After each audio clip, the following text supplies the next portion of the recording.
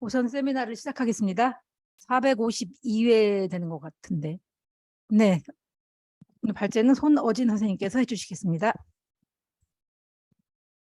반갑습니다. 손어진이라고 합니다. 저는 오션에서 지금 대건 연구원으로 지금 잠깐 일을 하고 있고요.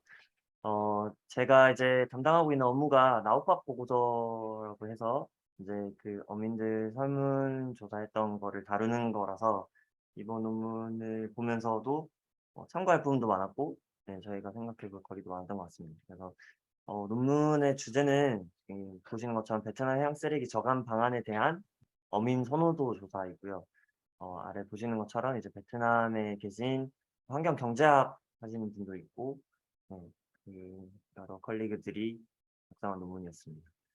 그래서 논문의 배경과 목적에 대해서 먼저 말씀을 드리면, 배경에 대해서 논문에서 설명하고 있는 거는 전 세계적으로 해양 쓰레기가 급증하고 있고, 중간 추세가 지속되고 있고, 경제적인 그리고 생태계 영향이 많이 발생을 하고 있다.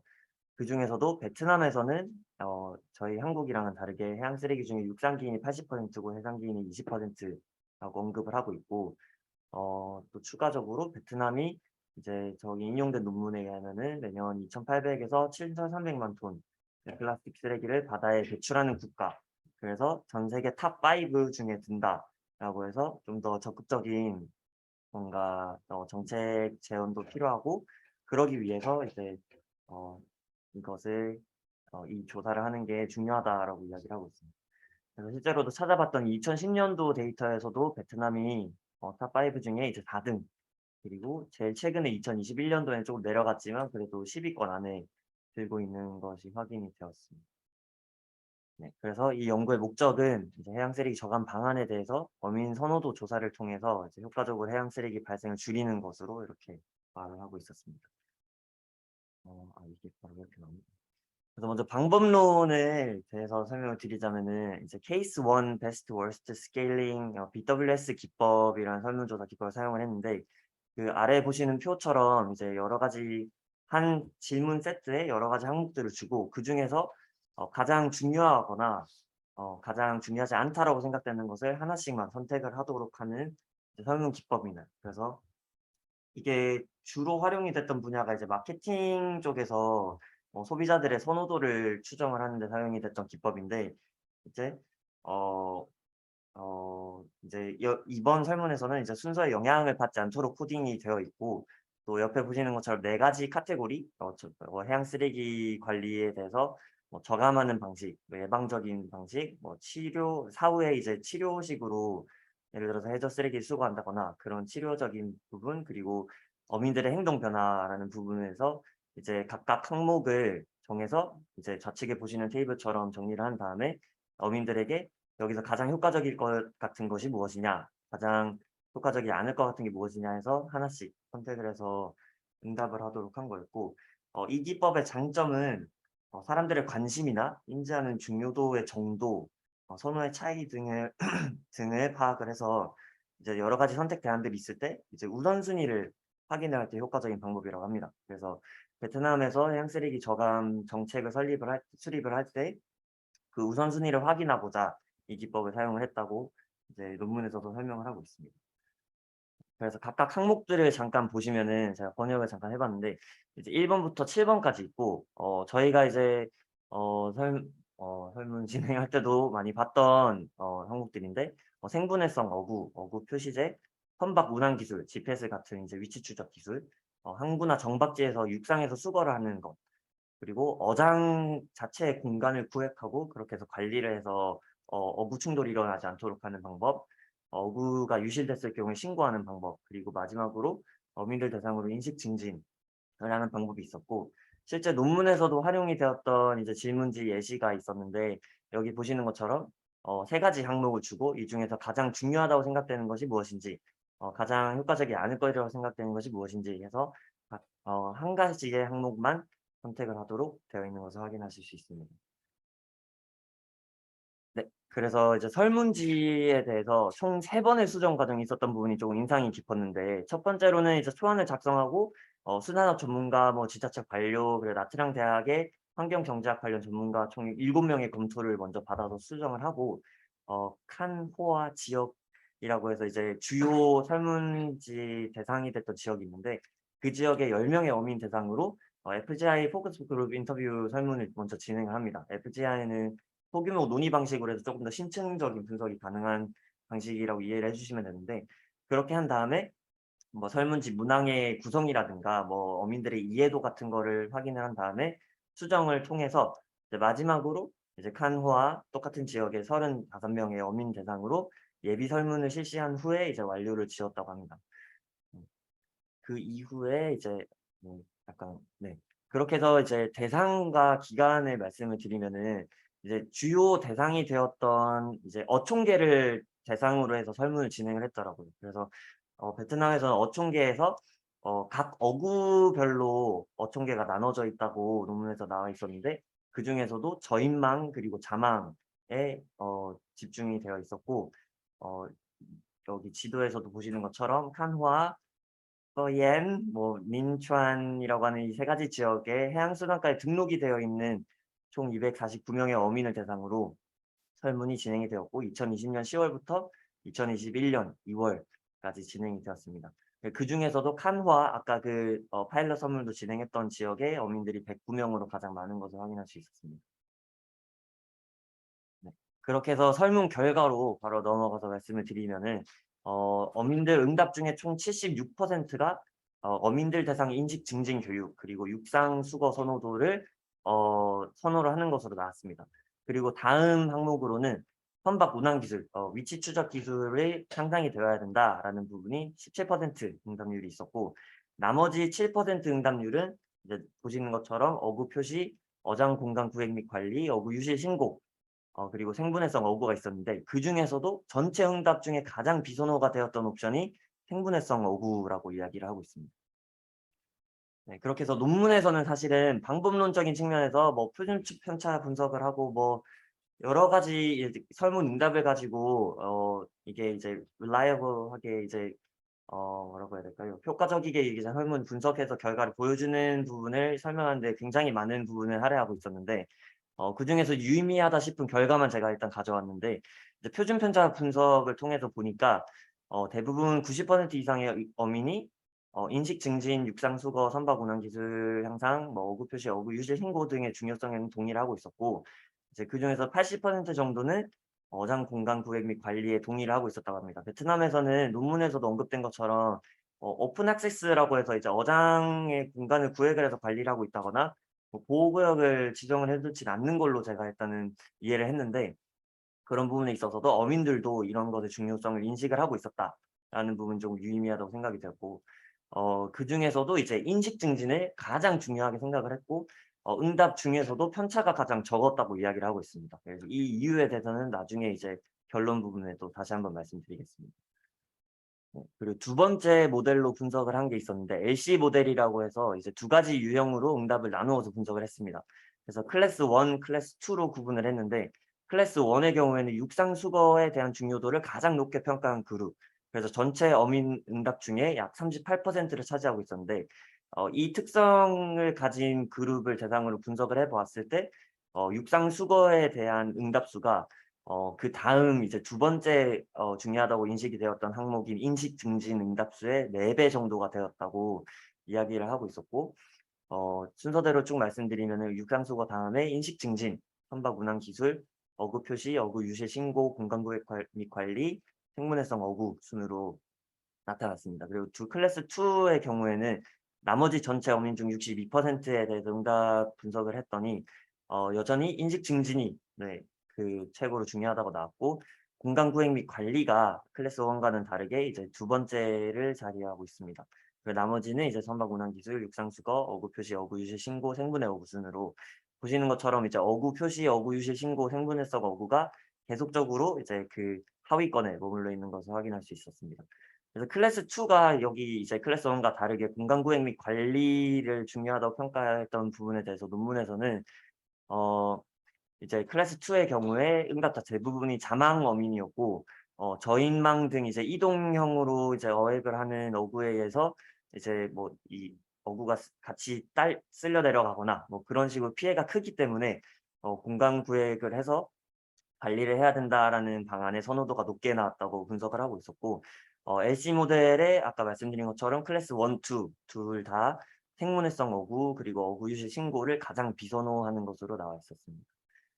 네, 그래서 논문에서 나온 논의가 여러 가지가 있었는데 그중에 몇 가지를 뽑아 보면은 아까 이제 생문해성 어구와 어구 유실 신고가 비교적으로 비선호로 남아 있는 현상에 대해서는 어민 스스로 뭔가 노력을 하고 기존의 관행을 바꾸려고 하는 것보다는 무의식적으로 정부에서 노력이 더 요구되는 뭐 인식 증진이라든가 육상에서 수거를 하는 방식을 선호하는 형식으로 응답을 하였을 것이다라고 논문에서도 이야기를 하고 있었습니다. 이 부분은 이제 저희 오전에서도 설문조사를 진행을 했었을 때 조금 확인했던 부분이 있어서 조금 겹치는 부분이 있는 것 같았고, 두 번째로는 생분해성 어구에 대해서 이제 어민들이 이것을 비선호하는 이유에 대해서 사용 기간이 짧고 비싸고 또 기존 나일론 어구에 비해서 생산성이 낮다라는 이유로 비선호가 된다고 했는데, 이 부분도 이제 그 국가해양쓰레기 모니터링이었나요? 그 생분해성 어구 관련해서 국내에 있는 기존 논의와도 겹치는 부분이 있었고, 이 논문에서는 설문지 자체 워딩이 생분해성 어구로만 나와 있어서 그 단어에 대해서 어민들이 가지고 있는 거부감으로 인한 결과로 추정이 되기도 한다고 나와 있었습니다. 그래서 예를 들어서 뭐 비슷한 동일한 정도의 뭐 생산성을 가졌지만 생태계 피해가 적은 어구로 교체를 할 의향이 있냐 뭐 이런 식으로 워딩 자체를 바꾸면 결과가 달라질 수도 있다라고도 이야기를 하고 있었습니다.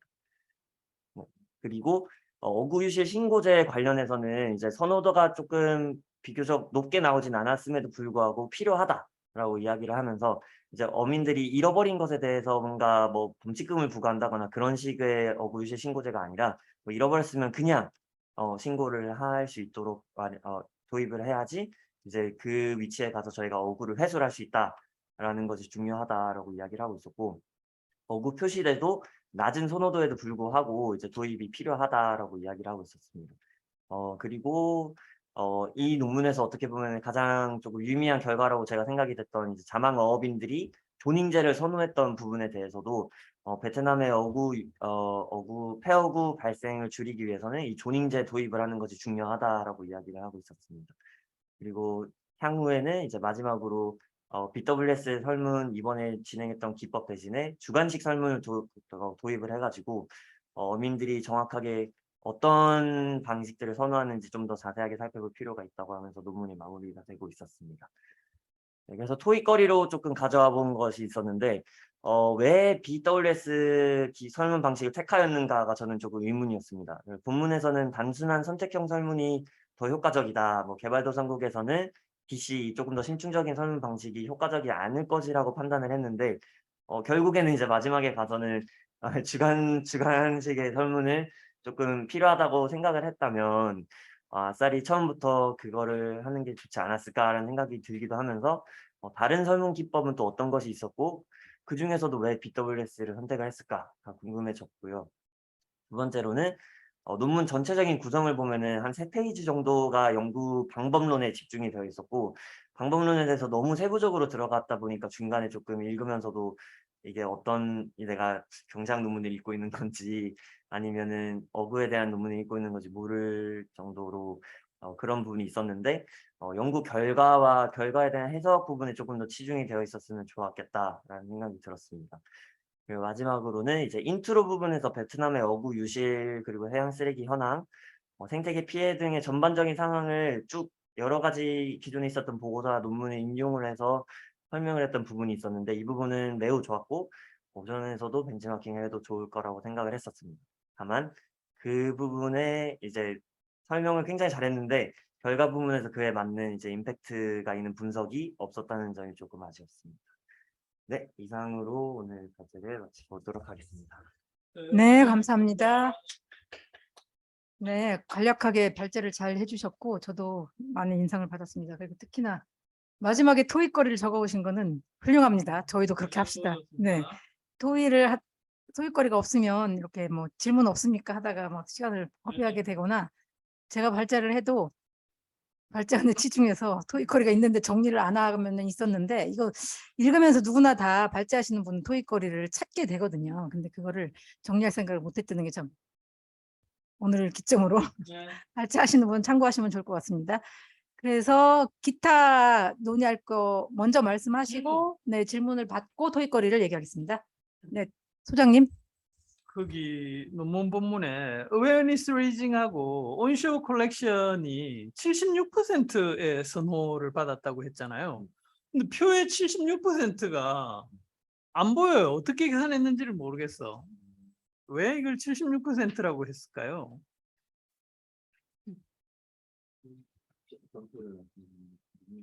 그러니까 본문은 아까 76%라고 얘기 네네. 설명했었죠. 근데 이 76%의 근거를 테이블 3에서 사실 찾아야 될 것 네. 같은데 그런데다가 이거 두 개 합쳐서 76% 같은데 76이 없고 뭐 제일 비슷한 게 이제 LCM의 끝에 클래스 2에 가가지고 클래스 2 그 줄에 보면 0.293 밑에 0.034 그다음에 0.759 있으니까 아 이게 76%인가 싶기도 한데 모르겠어. 저는 오히려 그 MNL 부분, 테이블 3 MNL을 보면 온쇼어 컬렉션에 네. 그 share of preference 해가지고 0.668 이렇게 나오는 게 합쳐서 그렇게 된 건가? 아 그러니까 668하고 뭘 합쳐야 76이 되냐 이거지. 76이 없어요. 네. 그 부분에 대해서는 제가 방법론을 네. 이해를 못했다 보니까 네. 네, 그렇게끔이 생각을 했는데 그 부분은 조금 자세하게 봐야 될 것 같아요. 저도 요거 이제 방법을 뭐 여기 표 테이블 3에 나와 있는 MNL 뭐 믹스 그다음에 LCM 막 엄청 복잡하게 이걸 했는데 그 어진쌤 이야기한 것처럼 이 저널 자체가 뭐지? 경제? 생태 경제 저널이잖아요. 그러니까 이제 경제학에서 경제학자들이 이해할 만한 방법론을 이제 적용해야 뭐 자기 그 대상 독자들 심사위원부터 이해가 될 거잖아요. 그래서 이제 그 부분을 강조한 것 같긴 한데 그 노력에 비해서 그 방법을 썼기 때문에 얻을 수 있었던 장점 이런 건 뚜렷하게 부각이 안 되고 지금 얘기하는 것처럼 그래서 어업인들이 뭘 선호하는데라는 걸 숫자로 얘기할 때 너무 숫자가 많으니까 그중에 뭐가 이렇게 핵심인지가 잘 안 보이는 부분이 좀 문제긴 하지만 어쨌든 이게 굉장히 재밌는 방법이고 특히 저는 재밌는 게 이제 클래스 1하고 클래스 2를 나눈 거 그건 굉장히 좋은 것 같아요. 그러니까 이런 집단들은 이런 선호를 가지고 있고 저런 집단은 저런 선호를 갖고 있다는 걸 굉장히 정량적으로 통계적인 기법으로 한 게 좋았는데 어쨌든 76은 아직 미스테리네요. 네. 다른 질문 해보세요. 네.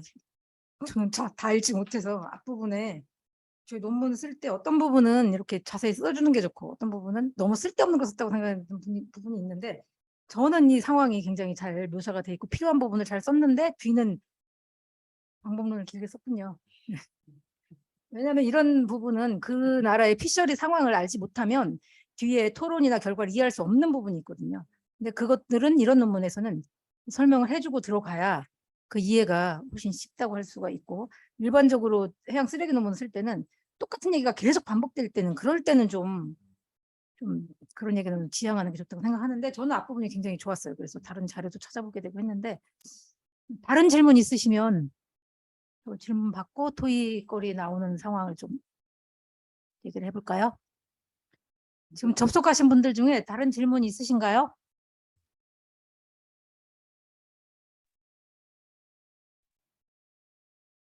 뒤늦게 들어와서 없습니다. 네. 그리고 세미쌤 마이크 켜셨네요.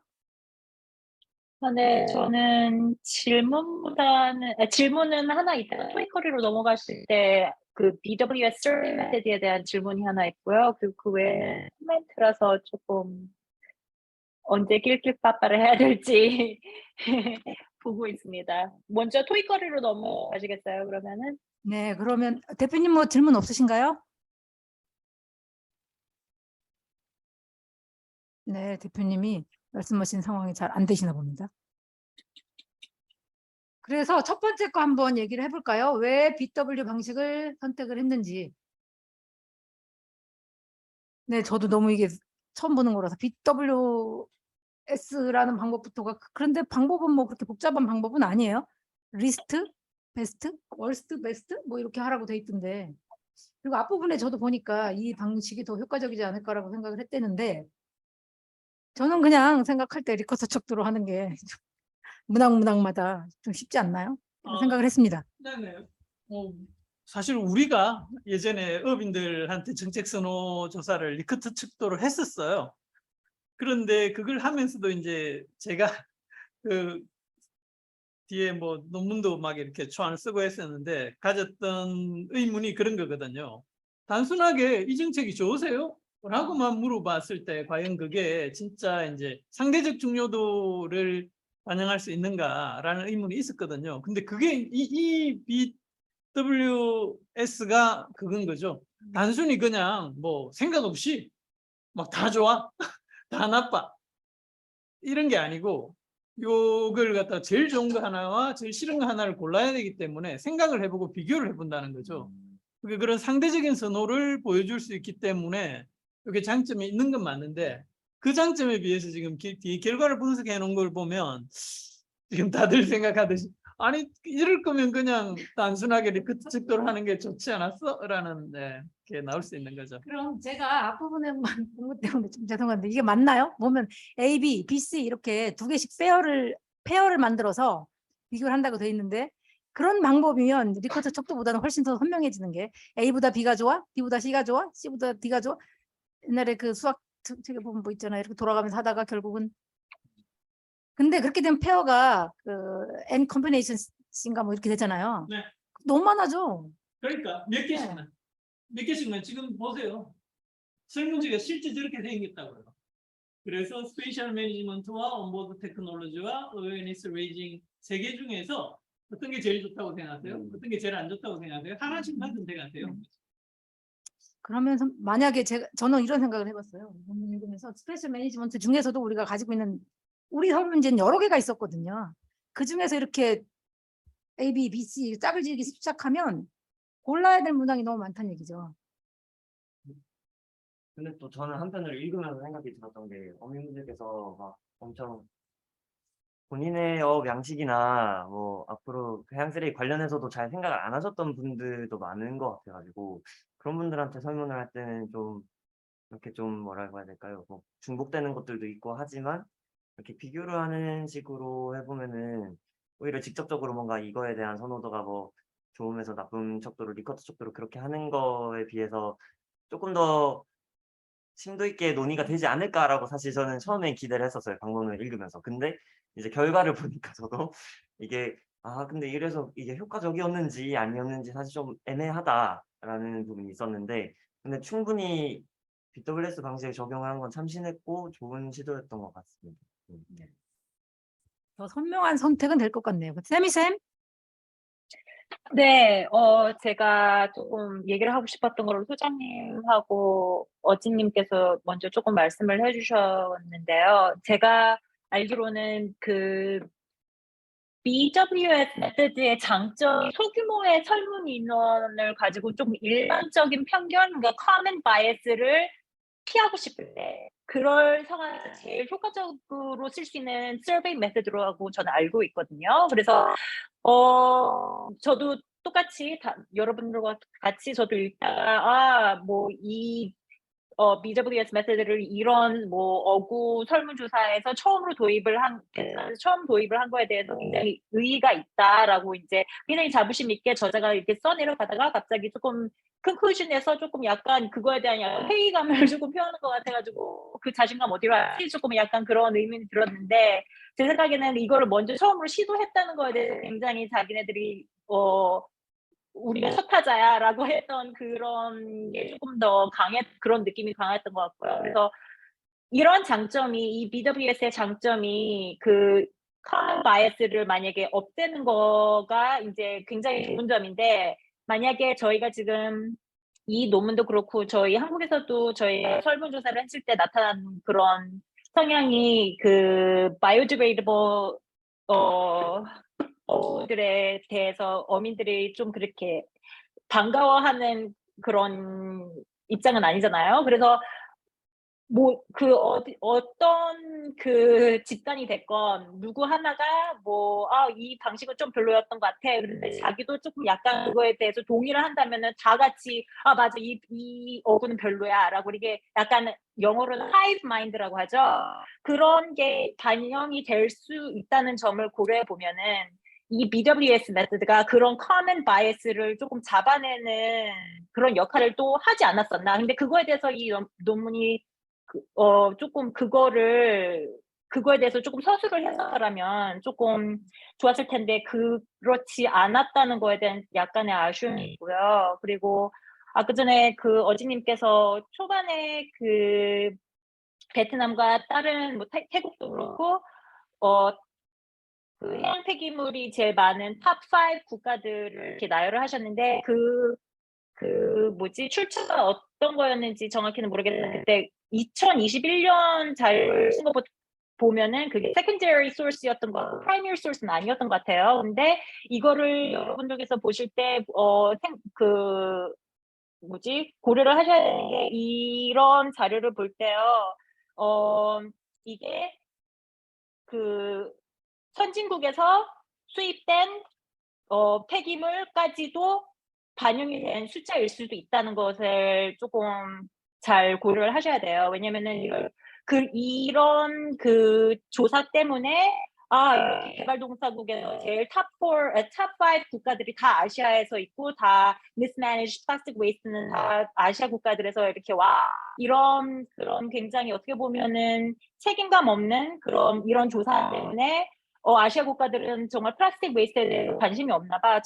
아무것도 안 하나 봐. 이런 인식을 굉장히 오랫동안 갖고 와 있던 거에 대해서 이제 점차적으로 조금 개선이 되고 있는 상황이에요. 그리고 심지어 뭐 미국도 물론이고 호주도 똑같고 자기네 국가들이 개발도상국 쪽으로 폐기물 보낸다. 그런 거를 이제 그 입장을 밝혔거든요. 그런 거 잘못되었다. 우리도 앞으로 그거에 대해서 이제 조치를 취하고 줄여야 된다. 이건 심각한 문제다라고 입장을 표했기 때문에 저희도 앞으로 이런 조사 수치를 이렇게 공유를 하더라도 제대로 된 조사인지 다시 한번 좀 확인을 하고 이제 앞으로도 저희가 아시아 국가에서 항상 이렇게 나쁜 것만 이렇게 나쁜 그런 수치만 나오는 거다라는 그런 인식을 조금 이제 배제했으면 하는 마음에서 그 코멘트를 드리고 싶었고요. 그리고 또 하나는 제가 그 논문 뒤쪽에서 보면은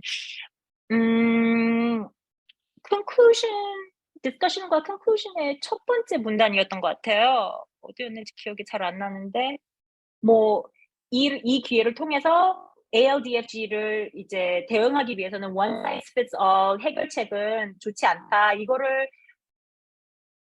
너무 당연한 얘기지만 이거를 그래도 굳이 이렇게 썼다는 거는 저는 굉장히 의미가 있다고 생각을 해요. 왜냐하면 지금 FAO도 그렇고 IMO도 그렇고 뭔가 전 세계적으로 모든 그런 어민들이 이렇게 잘 수용할 수 있는 그런 ALDFG 정책 같은 걸 이제 발굴하는 그런 노력이 굉장히 많이 이루어지고 있는데 one size fits all을 잡고 가고 싶어하는 방향이 약간 있는 것 같아요. 특히나 이런 큰 국제기구에서는. 그리고 개발도상국들을 그냥 이렇게 한 무리로 이렇게 집단으로 그냥 묶어서 다 이런 one size fits all 해결 방책이 이렇게 다 적용이 된다는 식으로 조금 약간 그런 뉘앙스가 있는데 절대 그렇지가 않고 그리고 아무리 그러니까 베트남처럼 그리고 한국처럼 어업 활동이 굉장히 활발한 나라들이어도 각 나라만의 그 상황이 다를 수도 있고 그리고 문제점이 약간씩은 뭐 큰 공통점은 있겠으나 약간씩의 다른 점이 있다는 것을 조금 잘 예의주시를 하면은 좋을 것 같다는 생각을 저도 하고 있었는데 이 논문도 약간 좀 그런 말을 하고 있는 것 같아서 조금 좋았습니다. 네, 그 세미쌤 말씀하셨던 여기 이제 발생량 관련해서 인용하고 있는 자료를 저도 찾아봤는데 말씀하신 것처럼 이게 자기들이 계산한 게 아니고요. 이 논문은 그 Environmental Law Review라는 잡지에 실린 Analyzing several Asian countries' policy for combating marine plastic litter라고 그냥 정책을 분석한 논문에서 다른 자료를 인용해 가지고 한 거라서 이게 재인용인데 그 재인용도 굉장히 좀 부실한 재인용인 게 맞고요. 그래서 항상 논문을 읽고 났을 때 특히 쓸 때는 주의를 해야죠. 그걸 인용했을 때 실제로 그 결과를 찾아보면 신뢰할 만한 결과가 나와야 되는데 찾아봤더니 이거 뭐야? 그 근거가 아니네 되면 상당히 이걸 쓴 사람의 신뢰를 잃을 거고요. 세미쌤 말씀하셨던 그 부분 이렇게 one size fits all 그러니까 하나로 다 이렇게 할 수 있다라는 게 안 된다라는 걸 이제 이 논문에서 중요하게 얘기를 했는데 저도 그러니까 이 통계를 왜 이렇게 썼지라고 하면서도 아까 좋았던 클래스도 좋았고 뭐 이 방법을 써서 그런 건 아니지만 스탠다드 데비에이션에 대한 분석을 통해 가지고 통계적으로 유의하게 헤테로지니어스하다. 이게 호모지니어스하지가 않고 굉장히 이렇게 지역마다 내지는 업종마다 다르다라는 걸 통계적으로 시그니피컨트하다 이렇게 딱 얘기를 할 수가 있잖아요. 그러니까 그런 방법은 우리가 어떤 주장을 할 때 정량적으로 갖다 쓸 수 있는 근거를 만드는 게 이제 통계의 목적이거든요. 물론 통계를 다 믿을 건 아니지만 어쨌건 그런 건 굉장히 사람들이 영리한 거죠. 영리하기도 하고 좋은 의미 있는 결과인 것 같아요. 아까 그 수치와 관련해서는 저도 논문을 이제 시간이 없어서 여기에 인용이 되었던 그 논문을 봤었는데 정확하게 이제 저는 그 수치가 어디 출처인지를 찾지를 못해서 이제 제가 그냥 찾다가 이제 나온 거를 붙였던 건데 저도 읽으면서도 그게 궁금했었고요. 이게 그냥 이거를 왜 무위편적으로 받아들이나? 약간 그런 게 궁금을 했고 또 한 가지 그 BWS 서베이 방법에 대해서 좀 궁금했던 거는 이게 이제 뭐 보통은 면대면으로 진행이 되었다라든가 아니면 뭐 그룹으로 진행이 되었다라든가 뭐 그렇게 인원도 밝히는 걸로 알고 있는데 논문 본문에서는 랜덤 워크 서베이를 했다고 그렇게만 되어 있어서 혹시나 이게 뭔지 혹시 아시는 분 있으면 공유를 지나가다 네. 걸리는 사람 그렇죠. 그 랜덤 샘플링 같은 그럼 이게 대면으로 했을 때 설문지 작성을 어민들이 직접 한 건지 아니면 뭐 이렇게 저희가 하는 좀 말로 물어보고 뭐 거기에 대한 응답을 또 했던 건지 약간 그거에 따라서도 설문지에 얼마나 심도 있게 임했는지 약간 그게 차이가 있을 것 같은데 그 부분에 대해서 논문에서 조금 더 다뤄졌으면 했었던 부분이 있었습니다. 자료 수치는 하나 말씀을 드리면 거기 2010년 자료라고 돼 있잖아요. 스태티스카 거기 가면은 온갖 스태티스탄지 뭐 아까 그 슬라이드 한번 보여주시겠어요? 이거 네. 전에 거. 네. 여기 제너레이티드 2010년이라고 돼 있고 이 논문은 이 자료는 저 월스트리트 저널이 원 출처인가요? 네. 이게 안 그럴 가능성이 큰 게 월스트리트 저널에 딴 거를 따다가 월스트리트 저널에 썼는데 이 사람이 그냥 그대로 소스를 썼다는 건 이거는 잘못된 것 같아요. 저 월스트리트 저널이 아니고 아마도 다른 거일 것 같고 그리고 앞부분에 그 뭐야 뭐 젠백 논문 얘기도 나오고 그 다음에 여기 탑 컨트리스 릴리지 모스트 플라스틱 이거는 저기 논문이에요. 이거 저기 레브레톤이 최근에 낸 논문 안드레지랑 냈나 해가지고 10개 나라들에서 대부분을 배출한다 해서 뭐 어쩌고저쩌고 거기에서 가져온 수치 가능성이 많은 게 거기에서 필리핀이 1위거든요. 근데 그 자료 출처가 없어요. 그거는 아주 굉장히 중요한 탑3 논문에 해당을 해요. 그리고 이 소스는 아마도 2010년인 걸로 봐서 젠백 논문에 기초한 자료가 아닐까라는 추측이 들어요. 그래서 지금 여기 새로 오신 분들 젠백 논문하고 레브레트 논문이라는 게 있는데 거기에 수치가 거의 그 지도를 모르면 간첩일 만큼 유명하니까 나중에 한번 아무래도 보여드리는 게 좋을 것 같아서. 필리핀이 넘버원으로 나온 건 주저자는 메이지인가 뭐 그랬을 거예요. 그랬던 것 같아요. 네. 하천에서 나온 맞네요. 것들을 네. 모델링을 해가지고. 하도 레브레톤이 그런 놈을 많이 쓰니까 그게 뭐 컨트리스 뭐 어쩌고 하는. 근데 수치로 봐서 그 논문 같다는 거죠. 출처를 꼭 잘 밝히도록 하겠습니다. 아니 이 논문 자체가 근데 다른 논문들도 잘 못 밝히는 그런 게 있고 저는 아까 들을 때 그 표준 편차로 했다는 그 부분 어떻게 한 거예요? 여기 자세히 나오나요? 네, 스탠다드 디비에이션이라고 해가지고. 네, 그 스탠다드 데비에이션을 보고 네, 그리고 그래서 그것이 유의하게 차이가 있습니다. 그러니까. 스탠다드 데비에이션 자체를 검정을 했네. 네네네. 이건 진짜 너무 신선하고 저도 이럴 해양 쓰레기 자료는 이게 쉽게 말하면 어떤 정점에서 굉장히 높고 어떤 정점에서 굉장히 낮고 중간에 뭐 이렇게 많이 퍼져 있는 집단이 있고 그렇지 않고 이 밴드가 좀 작아서 거기로 몰리는 집단이 있거든요. 근데 만약에 어떤 정점에서 우리 해양 쓰레기 모니터링 정점을 예시를 들면 굉장히 높은 정점이 위에 몇 개 있고 밑에 좀 퍼져 있고 그런 집단이 그런 시기가 있다고 치죠. 그다음에 한 시기는 평균에 몰려 있을 수가 있거든요. 그런데 이 애들이 영향을 많이 미치니까 이런 분석을 해보는 건 굉장히 좋고 한번 해보고 싶다는 생각 확 들었어요. 제가 스탠다드 디비에이션을 검정한다는 거. 저는 그것을 검정한다는 생각 못 해봤거든요. 그리고 두 번째까지 얘기가 잘 된 것 같은데 네. 마지막으로 인트로 부분에서 베트남이 이것도 다 동의하고 저도 그렇게 많이 느꼈어요. 그리고 거기에 자료들 찾아보면 좋을 것 같다는 생각을 했고 심지어 뭐 속사 논문도 제가 아침에 단톡에 올렸듯이 요즘에 구글에 워낙 잘 나와요. 그래서 읽어보실 때 중요한 것들은 구글 같은 쳐 보시면 잘 나오니까 참조하시고 특히나 뭐 대학원 공부하실 분들 열심히 찾아야 됩니다. 그 다음에 결과 부분에서 임팩트 있는 분석을 바랬는지 아쉽다. 저는 결과까지 안 읽어서 꼭 읽어보겠습니다.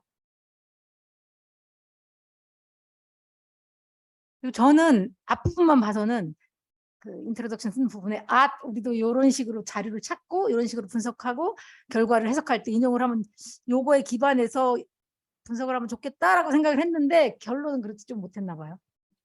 아쉬웠던 부분이. 네. 앞부분은 좋았어요. 저는 전개가 좋았다는 거. 네.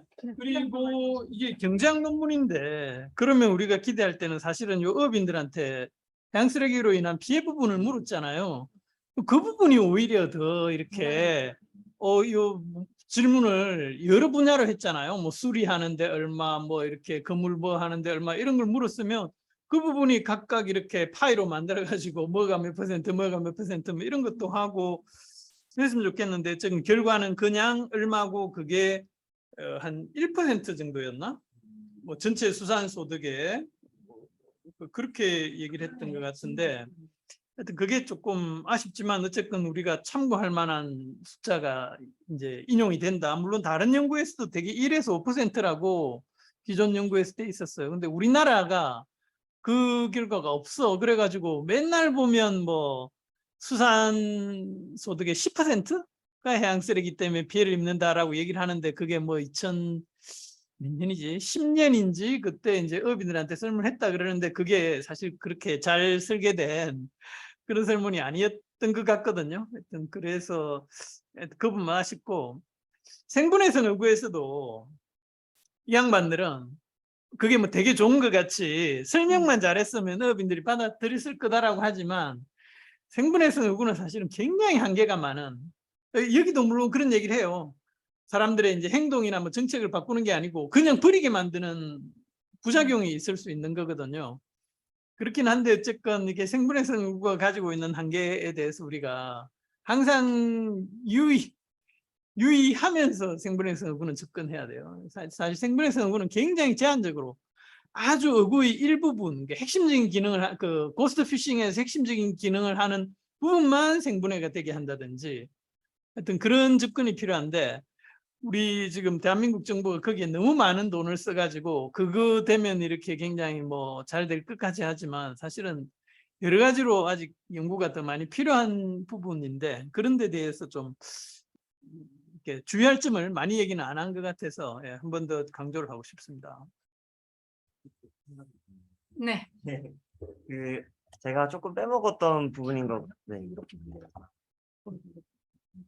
제가 조금 빼먹었던 부분인 것 같은데, 여기 이제 폐옥으로 인한 경제적인 피해에 대한 분석을 제가 좀 빼먹은 것 같아요. 그래서 그 부분에서 제가 또 하나 궁금했던 게, 여기 이제 어구 유실이 가장 경제적인 피해가 크다라고 설문이 되어 있는 부분이 있었던 것 같은데, 이게 이제 우리나라와 비교했을 때는 혹시 어떤지, 그러니까 프로펠러의 걸림 사고로 인해서 뭔가 경제적인 피해를 더 어민들이 크게 인식을 하고 있는 건지, 베트남과 한국의 사례에서 차이점이 혹시 있는지가 궁금했었거든요.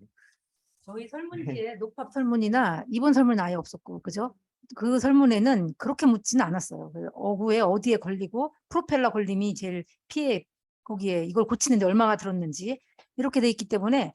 근데 제가 설문을 하면서 뭐 여러 번, 4번 정도, 4번의 사업에서 설문해봤는데 그때 생각했을 때 이분들이 많이 버리는 이유가 이게 싸기 때문에 그런 인상을 많이 받았거든요. 그리고 실제로도 그분들이 그렇게 생각하시는 게 거의 맞는 것 같아요. 그래서 우리나라 같은 경우는 어구가 이분들이 뭐 비싸서 뭐 그거 버리나 가져오지 이렇게 말씀은 하시지만 실제로 그렇게 비싸지 않단 말이죠. 이분들이 자기들의 시간과 노력을 거기에 들일 만큼 비싸지가 않으니까 그렇게 버리는 거라고 생각이 들고요. 그래서 이낙은 국가적인 상황이 틀리지 않을까. 좀 소득이 낮은 나라일수록 그 도구가 갇히는 금액이 크게 느껴지잖아요. 실제로 큰 거죠. 그 나라의 전반적인 경제적 상황으로 봤을 때. 근데 우리나라는 그렇지 않다라고 생각을 해요. 아마 그게 맞다고 생각을 하는 게 실제로 싸잖아요. 게다가 스티로폼 같은 거 보조도 해주고 그런 이게 정책하고 연결돼서 잘 생각해볼 문제라고 생각을 해요. 보조를 해주는 게 맞는지 아닌지 뭐 생분해성 어구도 생분해성 어구에 보조를 해줘서 많이 보급시키겠다 이런 정책을 썼을 때 그게 과연 맞는지 이런 크리티컬한 포인트로 봐야 되지 않을까라고 생각을 합니다. 또 다른 질문 있으신 분들?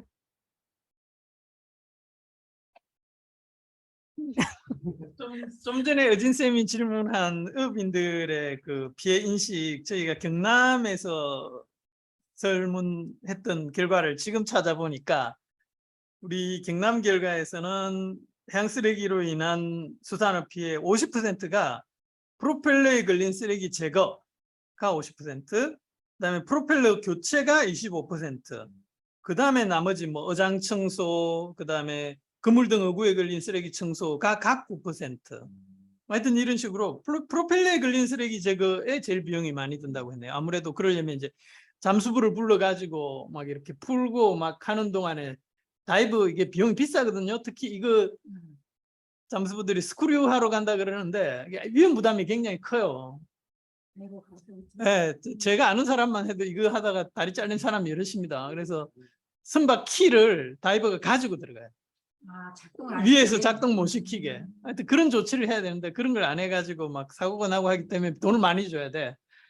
그리고 그동안에는 조업을 못하고 막 하니까 어쨌건 저도 기억이 안 났는데 지금 자료를 찾아보니까 우리나라에 그런 결과가 있었네요. 제 기억에 녹합 설문에서도 프로펠러 걸림이 제일 많고 피해 금액도 제일 크다고 답했었어요. 네. 그 부분에 있어서 조금 차이가 있는. 네, 그렇죠. 네. 그렇게 실질적으로 어민들이 생각하는 게 본인들이 그렇게 문제가 되는 자기 배에 어떤 피해를 받는 것보다 실제 환경으로 이렇게 뭐 유실되고 이렇게 어망이나 어구가 유실돼 가지고 거기에 의해서 자기가 받는 그 피해보다 비교를 했을 때 실질적으로 자기 수중에서 돈이 나가는 것은 배 고치는데 돈이 나가니까 거기에 대해서는 더 치중하지 환경 쪽은 더 치중을 안 한다는 얘기예요. 그러니까 네. 경중을 따지면 그냥 개인적으로 생각했을 때 내 돈 당장 돈이 나가니까 환경 쪽은 더 생각 안 하고 그냥 그것만 생각하는 거예요. 네. 이 논문에서도 그걸 이제 다이렉트 코스트와 인다이렉트 코스트로 나눠가지고 질문하고 있죠. 세미쌤 손 드셨네요?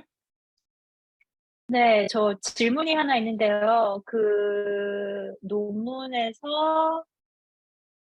8쪽을 보면은 그 2010 하딩과 와일즈 et al.을 참조를 하면서 그 자발적인 어구 클린업 프로그램에 참여를 하는 어민들이 뭐 해양 쓰레기와 그 환경 영향에 관해서 더 높은 막 책임감과 더 친환경적인 비헤이비어를 보였다라고 하는데 이게 현실에서도 진짜 그런가요? 아니면 이게 조금 약간 케이스 바이 케이스인지 궁금합니다. 근데 상식적으로 우리 특히 그 이종호 선생님 늘 하는 말, 쓰레기를 줍는 사람은 버리지 않는다. 이게 뭐 진리는 아니겠지만 상당히 영향을 주지 않을까요? 그렇게 생각합니다. 아, 네. 너무 당연한 것 같은데 혹시 그 현실에서는 이런 그 스테이트먼트를 말할 수 있을 만큼 그렇게 진짜 그런 뭐라 그래야 되지? 그 거의 이거는 막 그냥 코리레이션이 아닌 거의 카우제이션인 것처럼 이렇게 얘기를 해서 조금 궁금했습니다. 네. 지금 한국에서는 그 자율공동체라고 그런 시스템이 있어요. 그래서 정부에서 조금 지원을 해주는 것 같더라고요. 청소할 때 그 비용을. 근데 그것도 하다가 조금 지원금이 좀 끊기면 잘 안 하는 편이죠. 일단 나가서 이렇게 주워야 되니까 배 타고 나가면서 이렇게 주워야 되는 그런 좀 있더라고요. 네, 제가 설문을 하면서 그 예전에 경남에서인지 언제 남해에 갔었는데 거기는 잘 된다고 알려진 부분이긴 지역이긴 한데 그 마을 공동체가 굉장히 잘 되는 공동체였고 매 달마다 청소를 하는 데였어요. 거기 굴 양식장, 굴 스티로폼 부표 때문에 그게 경남 사업 이전에 한 번 더 스티로폼 부표 때문에 설문한 적이 있었는데 거기는 아무런 지원금이 없어도 매달 잘 되고 실제로 해변이 굉장히 깨끗했어요. 남해 지역이. 그래서 우리나라는 어느 정도 그렇게 지원 없이도 마을 공동체에서 그리고 의외로 또 마을 공동체가 지원을 하지 않아도 돈이 좀 많은 데가 많이 있더라고요. 우리나라 마을 공동체 같은 경우는 돈이 좀 넉넉한 데가 있어요. 그런 데는 청소를 잘 하는데 제가 설문을 해봐도 이렇게 앞뒤가 맞게 그 리즈너블하게 이해를 잘 하시고 거기에 대해서 자신들이 있는 피해를 잘 인식을 하고 그래서 청소를 하는 분도 없진 않아요. 우리가 생각할 때 뭐 이게 그 설문할 때 다르고 실제 행동하고 다를까 아니면 이게 뭐 효과가 있을까라는 좀 의구심이 들 때도 있잖아요. 근데 실제로는 그런 공동체도 생각보다는 많이 있었다라는 말씀을 드리고 싶고 하나는 지금 허스님 말씀하신 것처럼 지원이 마을 공동체로 청소를 했을 경우에도 지원이 있는데 그게 그 예산에 따라서 있다가 없다가 뭐 이러더라고요. 근데 없어도 꾸준히 하는 데가 있는 게 그런 효과를 봤기 때문에 저는 그 눈으로 봐서 그런 효과를 보고 우리가 자기들이 조업할 때 어망에 워낙 많이 걸리니까 그것 때문에 그렇게 하게 된 거 아닐까라는 생각이 들어요. 그리고 네, 감사합니다. 우리나라의 이제 자율관리 공동체라는 게 굉장히 중요한 수산업 참여적 관리 수단 중에 하나인데 원래 그걸 만든 이유는 이제 총허용의획량 제도 TAC에 이제 공동체마다 이렇게 쿼터를 줘가지고 물고기를 요만큼만 잡자 이런 걸 이제 관리하는 거에 기본이지만 그 사람들이 제일 많이 하는 활동 중에 하나가 청소예요. 마을 청소, 어장 청소이고 그게 자율관리 공동체 평가할 때 들어가거든요.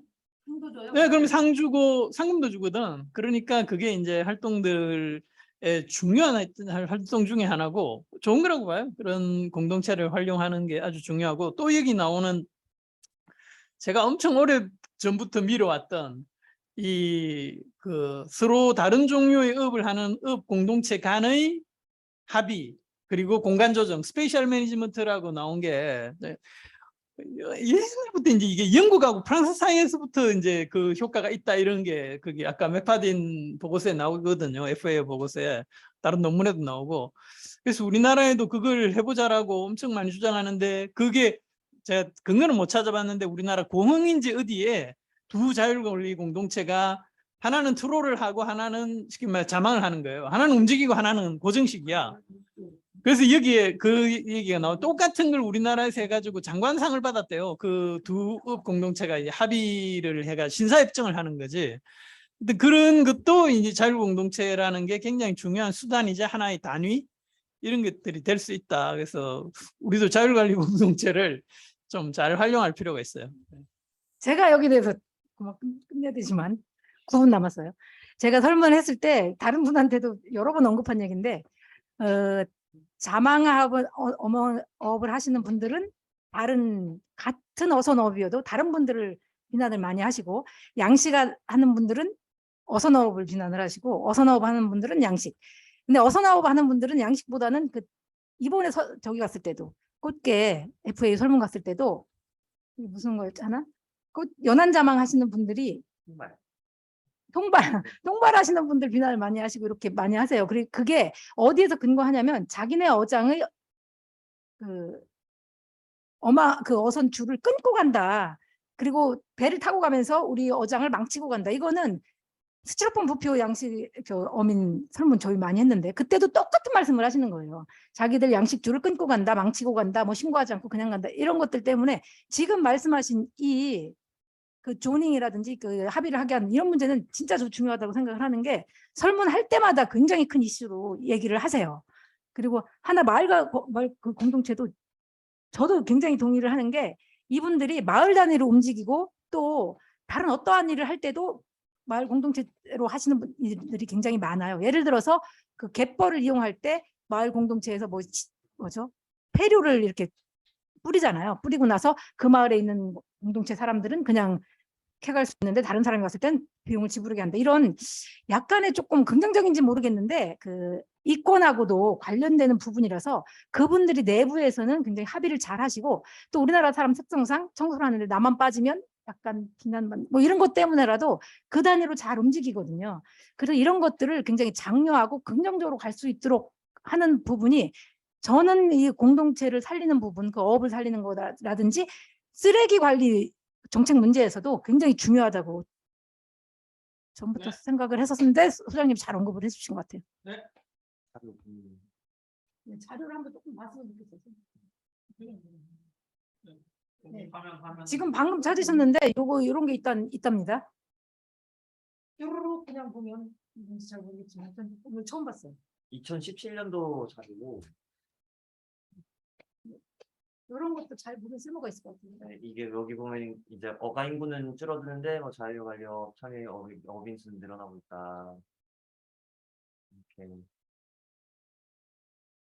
성공 사례. 나중에 이거랑 그 인디고 워터즈에서 그때 언제였죠? 예전에 12월 2020년부터 한 4,600이었나 4,500이었나 선박 이코플리트라는 그런 제도를 운영해가지고 Fishing for Litter라고 이렇게 조금 그 자발적으로 그 배우고 수거하는 그런 활동을 하고 있다고 했잖아요. 근데 인디고 워터즈랑 뭐 약간 이렇게 베스트 프랙티스 비교 분석 뭐 이런 거 해봐도 괜찮을 것 같은데 나중에 한번 생각해 보는 것도 좋을 것 같습니다. 우리 설문에도 정책 제안 뭐 이런 거를 할 때 이런 거 잘 읽어보고 운영하면 좋을 것 네. 같습니다.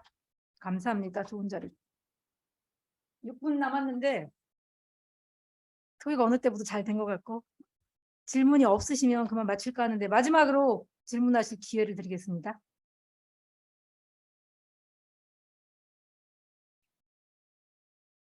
네, 질문이 없다고 생각되고 이것으로 오늘 세미나를 마치겠습니다. 발제해 주시면 감사합니다. 감사합니다. 나가기 누르고 채팅. 아, 채팅.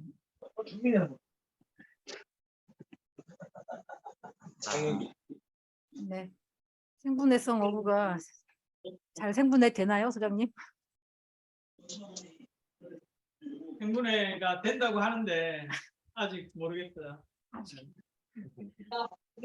생분해성 어구가 개발이 될 때는 환경이 자연 환경에서 바닷속에서 실험할 수 없잖아요. 그러니까 컨트롤된, 그러니까 제한된 뭐라고 하죠? 설정된 환경에서 실험되는 게 많고 그것들을 실제로 자연 환경에서 그대로 실현하기 위해서는 엄청난 에너지가 들고 또 그러다 보니 뭐 개발하다 보니 비용도 비싸지고 여러 가지 문제가 있다는 그런 걸 함축적으로 말씀하신 것 같습니다. 신호가 올라왔고요. 네, 그럼 다시 마치겠습니다. 감사합니다.